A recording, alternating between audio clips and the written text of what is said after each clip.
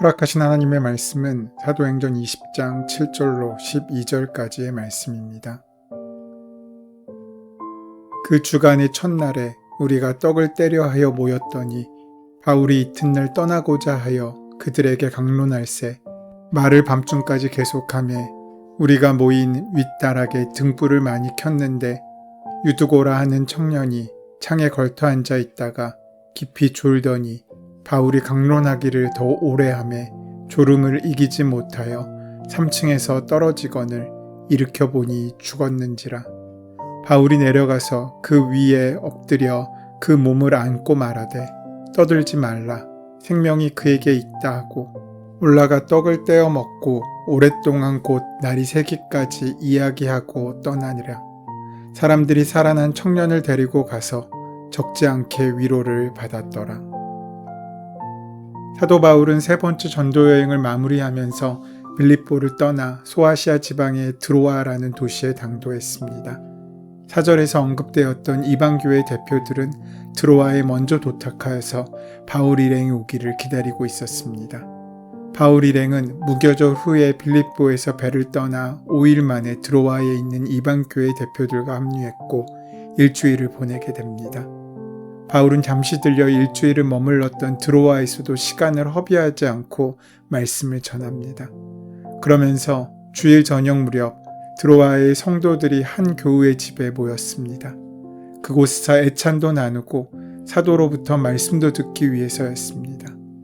애찬을 나눈다는 것은 그들이 주 예수 그리스도 안에서 한 가족이 되었음을 나타내는 아주 소중한 의식이었습니다. 유두고가 죽은 사건은 사도 바울이 아시아에서 3년 가까운 말씀 사역과 전도 사역을 마무리하고 떠나기로 한 전날 밤에 발생한 일이었습니다. 사도 바울의 마음에 만감이 교차하였을 것입니다. 지난 3년을 돌이켜보면 위험과 헐벗음과 또 수많은 매질과 고초로 인해 죽을 뻔한 고비가 한두 번이 아니었습니다. 그럼에도 하나님의 말씀의 능력은 흥황하여서 세력을 얻었습니다. 이러한 사역을 이제 일단락하고 내일 떠나게 된 것입니다.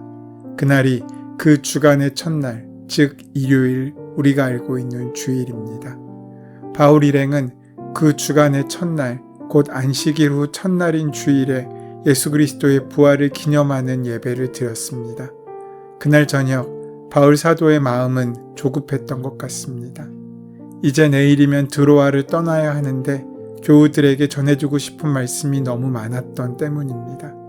자연스럽게 그의 설교는 길어지게 되었습니다. 설교를 시작한 바울은 한두 시간 동안 설교한 것이 아니라 밤중까지 계속 설교했습니다. 이는 그리스도께서 부활하셨고 이에 따라 그리스도인들도 주님을 따라 부활하게 되리라는 요지의 설교였을 것입니다. 그때 그만 사건이 벌어집니다. 쉬지 않고 계속 이어진 설교에 3층 창문에 걸쳐 앉아있던 유두고가 졸다가 졸음을 이기지 못하고 떨어지고 만 것입니다. 그렇다면 유두고가 졸게 된 이유가 무엇이겠습니까? 주일 저녁 예배에 참여하고 있다면 유두고는 분명 신앙의 열정이 있는 성도였을 것입니다. 그런 그가 졸았다는 것은 여러 가지 이유가 있었을 것입니다. 성경은 먼저 그는 청년이었다라고 말씀합니다. 청년들이 힘들어하는 일은 가만히 있는 일입니다. 만약 뜨겁게 찬양하는 중이었다면 결코 졸기만 하지 않았을 것입니다. 그렇게 혈기왕성한 나이에 가만히 있는 시간이 길어지자 집중력이 흩어지고 졸게 되었을 수 있습니다. 또한 그날 밤 등불을 아주 많이 켰다는 것으로 볼 때 본문의 다락방도 아주 큰 방이었을 것입니다. 이 다락방의 창틀에 유두고가 앉아 있었습니다. 그만큼 사람들이 많이 왔다는 것입니다. 이제 그림을 함께 그려보겠습니다.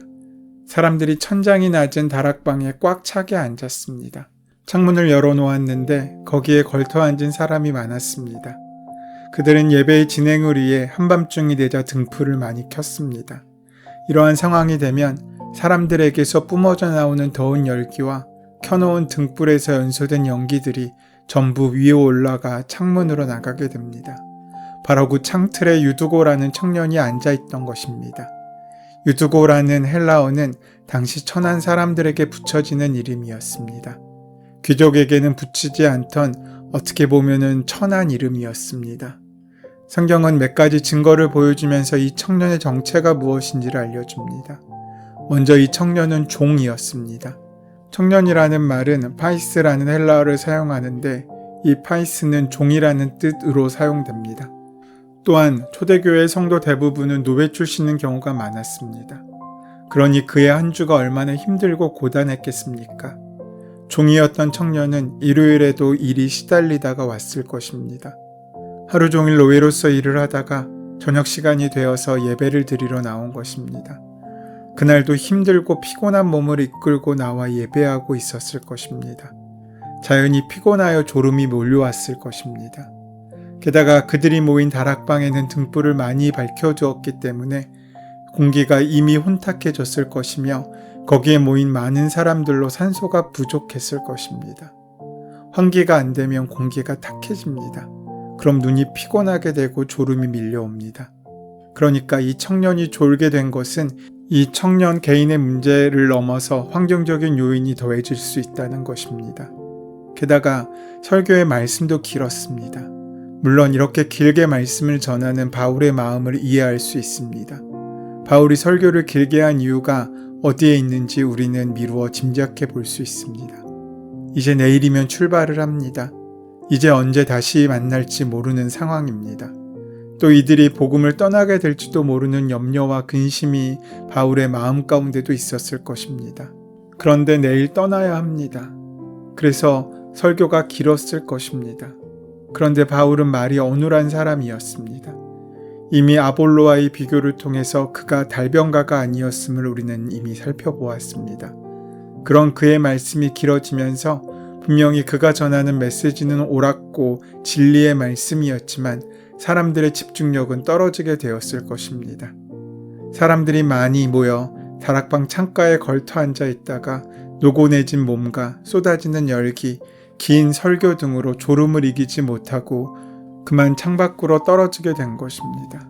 그렇게 창가로 떨어지게 되면서 목숨을 잃게 된 것입니다. 9절 말미에 일으켜 보니 죽었는지라 라는 말은 그가 실제로 죽었음을 증거하고 있습니다. 유두고의 죽음으로 가장 은혜로워야 할 예배의 시간, 축제의 시간이 가족을 잃고 슬픈 장례식장이 될 뻔한 상황이 된 것입니다. 아마 바울도 당혹스러웠을 것입니다. 그런데 여기서 우리는 설교에 대해 먼저 기억해야 할 것이 있습니다. 설교는 단순히 듣는 것이 아닙니다. 강연과 수업을 듣는 것을 넘어선 의미가 있다는 것입니다. 설교자도 성도를 깨달음이나 설득의 대상으로 여기고 선포해서는 안 된다는 것입니다. 물론 온 마음을 다해 말씀을 듣고 하나님의 말씀을 통한 은혜를 열망하는 태도는 좋으나 일방적이고 수동적으로 듣지는 말아야 한다는 것입니다. 설교의 가장 정확한 개념은 설교자와 함께 청중도 같이 하나님의 말씀 속으로 들어와서 하나님의 뜻을 찾아가는 능동적인 시간이어야 한다는 것입니다. 설교자 혼자서 하나님의 말씀은 이것이다 하고 증명하는 시간이 아니라는 것입니다. 설교자는 회중을 하나님의 말씀으로 끌어들이는 안내자일 뿐입니다. 마찬가지로 회중 역시 관객이 아닙니다. 구경꾼일 수 없습니다. 전하는 말씀을 함께 이 땅에 이루어가는 참여자인 것입니다. 그 마음을 잃어버리고 관객이나 구경꾼으로만 예배를 참석한다면 우리도 그렇게 마음을 빼앗기고 잠들 수밖에 없게 됩니다. 말씀은 중단되었고 사람들은 졸지에 일어난 그 황망한 사태 앞에서 어떻게 할지를 몰랐습니다. 말씀을 듣다가 새파란 젊은이가 떨어져 죽었으니 이 얼마나 불길한 징조입니까? 그 소문이 밖으로 새어나가면 들어와서 복음을 전하는 일은 영 틀린 일이 아닐 수 없게 된 것이지 않습니까?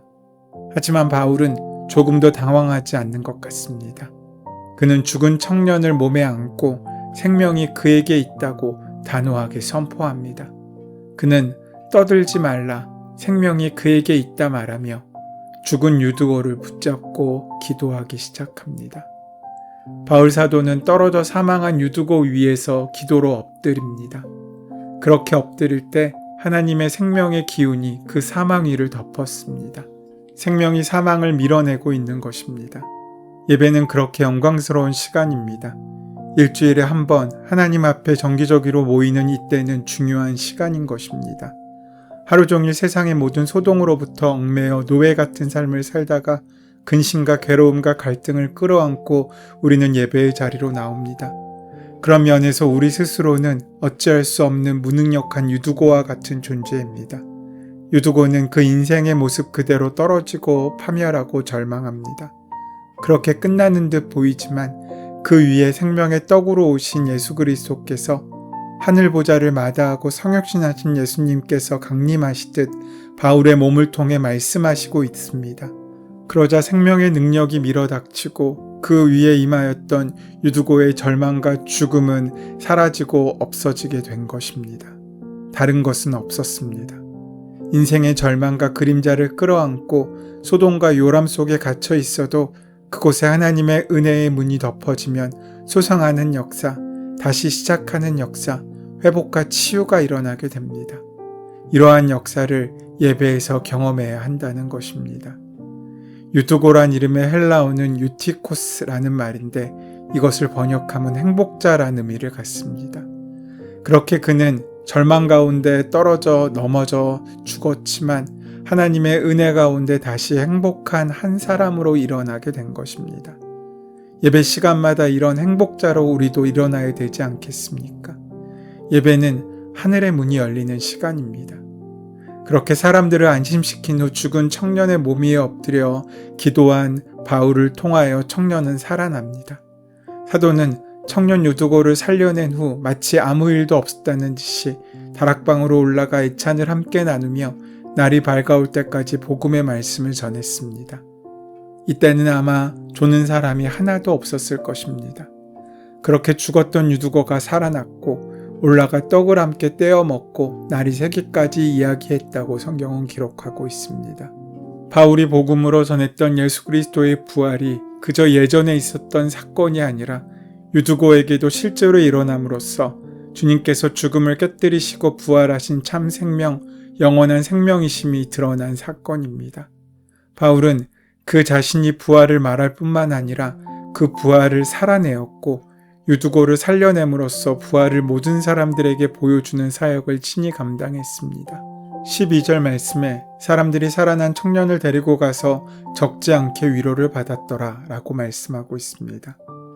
말은 죽은 줄로만 알았던 유두고가 살아났기 때문이라고 하지만 예수 그리스도의 부활이 그저 말이 아니라 자신들의 삶 가운데 실제한다는 것을 믿을 수 있었기 때문에 그들은 위로받았습니다. 그리스도인들은 이와 같이 살아야 합니다. 부활을 말할 뿐 아니라 부활을 살아내며 부활을 보여주는 능력의 사람이어야 한다는 것입니다. 우리가 함께 모여 드리는 주일 예배가 부활하신 주님의 능력을 힘입는 영적 체험의 장임과 동시에 우리 삶의 현장이 부활을 보여주는 삶이어야 합니다. 입으로는 부활을 말하지만 삶으로는 다른 이들을 주님 앞에서 낙심시키게 만들고 그들에게 남은 신락 같은 희망의 끈마저 끊어버린다면 가는 곳마다 그리스도인으로서 거는 기대감에 찬물을 끼얹고 낙심하게 만든다면 그는 부활을 알아도 그 능력으로 제대로 살아내고 있다고 말할 수는 없을 것입니다. 이튿날 바울이 떠나자 사람들은 그 다시 살아난 청년을 보면서 마음에 큰 위로와 용기를 얻었습니다. 지난밤에 그들이 경험했던 그런 생명의 기적은 주님을 믿는 이들에게 주시는 하나님의 격려와 보호의 증거가 되지 않겠습니까? 꼭 죽은 사람을 살려내어야 하는 기적이 아닙니다. 나로 말미암아 깨어진 심령이 회복되어 하나님 앞에서 선한 꿈을 꿀 수 있게 한다면 그것이 우리가 행할 사명입니다. 분열되었던 공동체가 하나 되고 막힌 담이 허물어지고 한치의 거짓 없는 순전한 모습으로 주님 앞에 나오게 만든다면 그것이 믿는 교인 또 교회의 사명이 될 것입니다. 그리스도인이라면 응당 살아내야 할 예배의 생활의 예배화입니다. 오늘 이 부활의 능력을 힘입는 저와 우리 모두가 되기를 소원하고 또한 축원합니다. 하나님께서 그 마음으로 작정하며 믿음으로 순종하는 삶을 시작할 때 우리의 한날이 죽은 이도 살리고 소망을 잃은 절망의 자리에 희망과 소망을 불어넣는 복된 삶을 살아가는 귀한 은혜의 하루로 바꾸실 것입니다. 그 인생의 귀한 은혜가 함께하는 저와 여러분 되시기를 소원하고 축원합니다. 은혜의 주님, 오늘 하나님께서 죽은 유두고를 살리셨던 것처럼 우리 자신을 하나님 앞에서 다시 회복시켜 주시옵소서. 날마다 주님과 깊은 교제가 있게 하시고 사랑으로 우리를 지켜 주시옵소서. 우리의 구원자 되시는 예수님의 이름으로 기도드립니다. 아멘. 이제 오늘 이 아침 우리에게 허락하신 본문의 말씀이 나에게 주시는 하나님의 말씀으로 만나지기 위하여 본문의 말씀을 깊이 묵상하시고 함께 기도하는 시간 가지도록 하겠습니다. 함께 기도합니다.